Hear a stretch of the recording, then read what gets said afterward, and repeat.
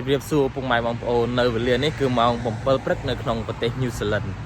ហើយឥឡូវនេះគឺខ្ញុំបានចេញដំណើរមកហាត់ប្រាណនៅបរិវេណផ្ទះរបស់ខ្ញុំរស់នៅបងប្អូនអាចឃើញទេសភាពនៅពេលព្រឹកមានភាពស្រស់ស្អាតលេឡំជាមួយនឹងអាប់បន្តិចហើយនឹងពណ៌ផ្ទៃមេឃពណ៌ក្រហមមើលទៅរាងស្រស់ស្អាតបងប្អូនចំណែកផ្លូវថ្នល់នេះគឺមិនមែនជាផ្លូវធំទេអាចហៅថាផ្លូវលំនៅក្នុងភូមិក៏ថាបានហើយផ្លូវនេះគឺគេបែងចែកជាគំនូសកណ្ដាល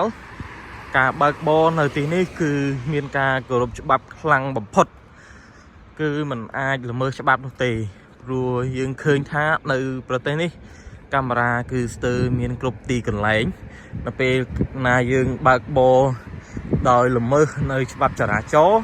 គឺសបុតនឹងមកដល់ផ្ទះយើងភ្លាមតែម្ដងខ្ញុំស្រឡាញ់ក្នុងការធ្វើផ្លូវថ្មើរជើងមែនទែនការធ្វើផ្លូវថ្មើរជើងបែបនេះគឺសម្រួលដល់ប្រជាពលរដ្ឋ